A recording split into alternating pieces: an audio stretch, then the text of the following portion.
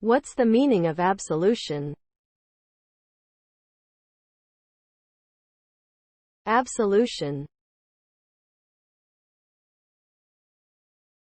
Absolution. Absolution. Absolution. Absolution. Absolution is the act of forgiving someone for having done something wrong or sinful. It is a religious concept, and in Christianity, it is typically granted by a priest after the person has confessed their sins. Absolution is seen as a way of restoring the person to a state of grace, and it can bring a sense of peace and relief to the person who has been forgiven. Briefly, absolution is the act of forgiving someone for their sins.